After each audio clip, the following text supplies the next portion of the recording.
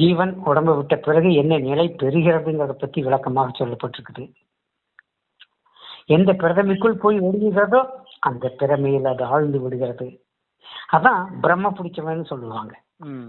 பிரமை பிடித்தவன் அப்படின்னா அடுத்து என்ன செய்யறது தெரியாம நிக்கிறவன். அதே பிரம்மஹத்தி அப்படின்னுவாங்க. ஆக இதுதான் பிரம்மஹத்தி தோஷம் சொல்றாங்க. அதுவா? ஆமா, அது பிரம்மஹத்தி தோஷங்கிறது இது கூட ஒரு வகையில் அதுதான். ஏன்னா இந்த பிரம்மத்தை பத்தி நம்ம அறியாமல் போறதுனால அது தோஷம் உண்டாகுது. அந்த தோஷம் தான் ஜீவநிலை. இந்த ஜீவநிலையில இருந்தவாறு அடுத்து என்ன செய்வது, எங்கே செல்வது என எதுவும் புரியாத நிலைதான் பிரம்மஹத்தி. இது ஒரு தோஷம்தான் இந்த ஜீவனுக்கு. ஏனென்றால் இது ஒரு சாபக்கேடாகவே மாறிவிடுகிறது. உடலில் இருக்கும் வரை, இந்த உடலில் மையம் கொண்டவாறு நாம் திளைக்கும் வரை எல்லாவற்றையும் சிந்திக்க முடியும். அதற்குத்தான் மனம். எல்லாவற்றையும் அறிய முடியும். அதற்குத்தான் அறிவு. இன்னும் சொல்ல போனால் எல்லாவற்றையும் அனுபவிக்க முடியும். அதற்குத்தான் இந்த உடல். நன்றாக பாருங்க, எவ்வளவு அழகான தத்துவங்கள் ஒன்றுக்குள் ஒன்றாக புனைந்து நிற்கிறது. காரணம், நீங்கள் ஒரு காரியம் செயல்பட வேண்டுமானால் அதை பற்றி சிந்திக்க வேண்டும். மனம் தேவைப்படுகிறது.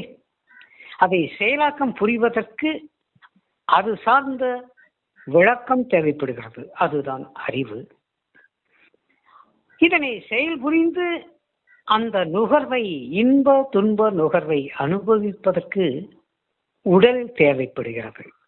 இல்லாவிட்டால் இந்த மூன்றும் இல்லாவிடில் அதை நாம் நுகர்ச்சியில் ஈடுபட்டு அனுபவித்தோம் என்பது இல்லாமல் போய்விடும். இதுதானே காலங்களாக தொடர்ந்து வருகிறது. தூல தேகம் போனாலும் சூட்சுமத்தில் இருந்தவாறு நாம் அதனை செயல்புரிய தூல தேகத்தை எடுத்தாக வேண்டியதாக இருக்கிறது. அந்த நிலையில் தான் இந்த ஜீவன் ஏதோ ஒரு உடல் கிடைத்தால் போதும். அதாவது நூல் அருந்த பட்டம் போல் திசை தெரியாது அலைக்கழிக்கப்படும் இந்த ஜீவன் ஏதாவது ஒன்றில் மையம் கொண்டால் போதும் என்ற நிலை ஏற்படுகிறது.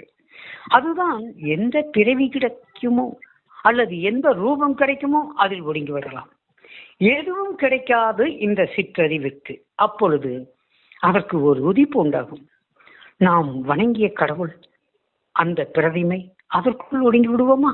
ஆமாம், அதுதான் சாஸ்வதம் என்று நினைக்கிறது. ஏனென்றால் அது இந்த மனிதனால் உருவாக்கப்பட்டதுதான், அது மாயையால் உண்டானதுதான் என்பது தெளிவில்லாமல் போவதால் அதை தேடி நாடி ஓடுகிறது. அதில் சங்கமித்து விடுகிறது. இரண்டென கலந்து விடுகிறது. அதோடு இரண்டென கலந்து விடும் நிலை ஒன்று, அதில் ஒடுங்கிவிடும் நிலை ஒன்று, அதில் இருந்தவாறு வியாபிக்கும் நிலை. ஆனாலும் மையம், இந்த உடலில் உயிர் எப்படி மையம் கொண்டு வியாபிக்கிறதோ அதே மாதிரி அந்த பிரதிமைகள், சிலைகள், இறை தத்துவங்கள் அதற்குள் மையம் கொண்டுதான் வியாபிக்கிறது. என்ன ஒரு பரிதாபம்! தான் யார் என்று தெரியவில்லை, அடுத்து எங்கு செல்வது புரியவில்லை, என்ன செய்வது அதுவும் அறிய இயலவில்லை. கானகத்தில் விட்ட ஒரு குழந்தை போல தத்தளித்து தடுமாறி ஏதாவது ஒன்று கிடைத்தால் போதுமே. கடலில் தத்தளிக்கும் ஒருவனுக்கு ஒரு சிறு துரும்பு கூட இரும்பாக தெரியும். அதை பிடித்து கரையேறி விடலாம் என்று எண்ணுவது போல் இந்த ஜீவன் எத்தகைய துன்பத்தில் ஈடுபடுகிறது, அடைகிறது. இது தெரியாமல் தானே ஏதாவது ஒரு உடல் கிடைத்தால் போதும் எனும் பொழுது அது தாவர ஜங்கம பொருளாகிய மரமோ செடியோ கொடியோ ஏதோ ஒரு வித்தில் ஒடுங்குகிறது, அல்லது ஏதோ புழு பூச்சி ஒரு ரூபத்தில் அடங்குகிறது, அல்லது ஊர்வன, நடப்பன, பரப்பன, நீந்துவன என தேடி தேடி அலைந்துதானே ஏதோ ஒரு தேகத்தை பெறுகிறது. அதனால் தான் கூறினார்கள், அரிது அரிது மானிடராய் பிறத்தல் அரிது, அதிலும் கூன் கொருடு சேவுடு பேடு நீங்கி பிறத்தல் அரிது. இப்படி ரொம்ப அழகாக சொல்லப்பட்டது. அதிலும் பிறந்த காலையும் ஞானமும் கல்வியும் நயத்தல் அரிது. ஞானமும் கல்வியும் நயத்த காலையும் தானமும் தவமும் தான் செய்தல் அரிது. இந்த தானமும் தவமும் தான் செய்தல் அரிது என்றால் நன்றாக இதுவரை நமக்கு புரிஞ்சிருக்கும். இந்த தானம் என்பது என்ன, தவம் என்பது என்ன? எல்லோரும் நினைச்சிருக்காங்க தானம் என்றால் இருக்கக்கூடிய பணம், காசு, சொத்து சகத்தை தானமா கொடுத்துட்டு போறதுன்னு. இல்லை இல்லை, இதனுடைய முழு அர்த்தம் தானமும் தவமும் தான் செய்தல் அரிது. தானம் என்றால் ஐம்புலன்களை ஒடுக்கி அமர்ந்து ஆடாது அசையாது உடல் ஸ்திரமாய் நிலைத்து இந்த தவம் புரிதல், நிஷ்டையில் நிலைத்திருத்தல். தானம் செய்தல் என்பது 5 புலன் வழியாக ஓடிக்கொண்டிருக்கக்கூடிய இந்த ஜீவன் இந்த 5 புலனையும் விட்டு விடுதல். அப்போ எல்லாம் விட்டு விடுதல் என்பதற்கு பெயர் தானம் என்று ஒரு பொருள். நாம் ஏதாவது கொடுப்பதாக இருந்தால் அதை பற்றி கொண்டே இருந்தால் அடுத்தவருக்கு அது போய் சேராது. அப்படியானால் பொருள் தானமோ, வஸ்திர தானமோ, அல்லது பசு தானமோ, அல்லது இந்த எந்த ஒரு தானம் செய்தாலும் நாம் கொடுத்தல் வேண்டும், கொடுக்க வேண்டும். நம் கை அதை பற்றி இருப்பதை விட்டால் தான் மற்றவருக்கு போய் சேரும். ஆகவே இந்த புலன்களை பற்றி இருக்கும் நாம் இதை தானம் செய்தல் வேண்டும். அது இந்த குண்டலினி தவத்தில் தானே நிகழ்கிறது. ஆங்காரத்தை உள்ளடக்கி ஐம்புலனை சுட்டரித்து தூங்காமல் தூங்கி சுகம் பெறுவதெக்காலம். இதனுடைய அர்த்தம் தானே இது. இந்த தானமும் தவமும் தான் செய்தாக்கால் வானவர் நாடு வழி திறந்திடுமே. இந்த வானவர் நாட்டின் வழி எது? ஏதோ வானத்தில் ஒரு வழி திறக்கும். அங்கிருந்து சொர்க்கத்துக்கு செல்லும் புஷ்ப விமானம் வந்து சேரும், அதில் ஏறி போகும் என்ற கற்பனையில் இந்த மனிதன் மிதந்து கொண்டிருக்கிறான். வானவர் நாடு வழி திறந்திடுமே என்றால் சகசார திறப்பு ஏற்பட வேண்டும். உச்சி வழியாக நாம் வெளியேற வேண்டும். உச்சிக்கு மேற்சென்று உயர்வெளி கண்டோர்க்கு இச்சிப்புங்கேது கடி குதம்பாய், இச்சிப்புங்கேது கடி குதம்பை சித்தர் சொல்கிறார். இதுதான் வானவர் நாடு. நான் இந்த வானவர் நாட்டின் வழியை உங்களுக்கு திறந்து விட்டிருக்கிறேனே. துரியம் துரியாதீதம் அதீதம் எனும் நிலைகளை சுட்டி காட்டியிருக்கிறேனே. சகசிராரா திறப்பில் சமாதி யோகம் பெற்றிருக்கிறீர்களே, அதில் நிலைத்திருக்க வேண்டாமா? ஆகவே நான் கூறுகிறேன், காலம் குறுகி கொண்டிருக்கிறது, கல்லறை நெருங்கி கொண்டிருக்கிறது. இனியும் காலதாமதம் செய்யலாமா?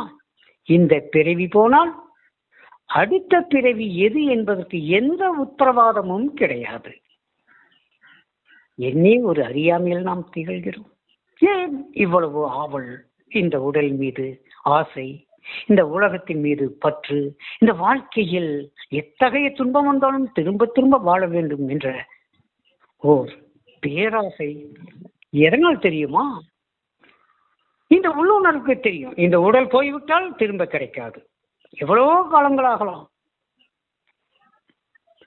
இந்த நூல் அருந்த பட்டம் போல் அலைக்கழிக்கப்பட்டு எங்கெங்கேயோ அழைய வேண்டியதாகி விடுமே. திரும்பவும் இதே நிலைதானா? என்ன செய்வது? எத்தை தின்றால் பித்தம் தீரும், எதை தின்றால் பித்தம் தீரும் என்று இந்த உணர்வு தத்தளிக்கிறது அல்லவா?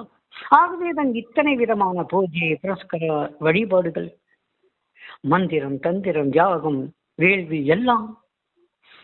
எதனாலும் இந்த முழுமையை பெற முடியாதே எனும் பொழுதுதான் திக்கு திசை தெரியாது தத்தளிக்கும் இந்த ஜீவன் என்ன செய்வது என்று தெரியாமல் பாடலின் பாதம் மூலம் பற்றினேன் பரமமூர்த்தி ஆருளர் கலைக்கன் ஐயா அரங்கமாம் நகருளானே என்ற பாடல் வரிகள்லாம் ஏன் வந்தது?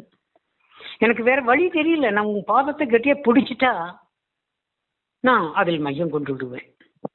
உன் பாதத்தை பற்றி கொள்ளுதலால் உன்னோடு நான் மையம் கொள்ள முடியும் என்றால் கண்டிப்பாக பற்றி கொள்கிறேன் என்பதற்குத்தானே இந்த பூஜை புனஸ்கர வழிபாட்டில் விரதம் அனுஷ்டானம் யாவுமே. பாருங்கள், சராசரி மனிதர்கள் உடம்பெல்லாம் அழகு குத்தி, நாவிலே அழகு குத்தி, வாயிலே அழகு குத்தி, இந்த அழகு என்கின்ற அந்த பறவைக்காவடியில் தொங்கி எத்தனை தூரம் துன்பப்பட்டு உடலை வருத்துகிறார்கள் என்றால் எதற்காக? இந்த முக்திக்காக, இந்த மோட்சத்திற்காக. ஆனால் அவர்களுக்கு அது கிட்டியதா? பாருங்கள், சில இடங்களில் இந்த பறவைக்காவடி என்று எடுத்து வருவார்கள். இப்பொழுது அது நீலகிரி பகுதிகளில், கோத்தகிரி இந்த பகுதியில் ரொம்ப பிரபலம். இன்னும் சில ஊர்களில் இருக்கிறது. அந்த தேர் மாதிரி சப்பாரோ, அது அந்த தேருக்கு மேல் அந்த ஒரு மரம் நீட்டி கொண்டிருக்கும். அதிலிருந்து கயிறு, அதில் ஒரு மரம், அதிலிருந்து கயிறு, அல்லை, துடை, முதுகு இந்த பகுதியில எல்லாம் மிகப்பெரிய ஒரு கொக்கிகளால் குத்தி தொங்க விட்டு துணி வைத்து கட்டி அதிலேயே பல கிலோமீட்டர் ஊசலாடி கொண்டே வருவார்கள். எவ்வளவு தூரம் இந்த பக்தியின் ஒரு தன்மை! எதற்காக? எப்படியாவது இந்த ஜனன மரண துன்பத்திலிருந்து விடுபட்டு மூல முடிவான தன்னை அறிந்துவிட முடியாதா என்ற இயக்கம்தான். பல பல ஜென்ம தேடல் இப்பிறவியில் உங்களுக்கு வாய்த்திருக்கிறது. அதுதான் இந்த யோகம். யாருக்கும் கிட்டாத அரிதான இந்த யோகம் கிட்டியும் மீண்டும் இந்த அறியாமையில் மூழ்கிக் கொண்டு இந்த வாழ்க்கையை வாழ்ந்துவிட துடிக்கிறதே இந்த ஜீவன். சிந்தித்து பாருங்களேன். என் அன்பு நிறையர்களாக நன்றி செய்க, நலமே பெறுக.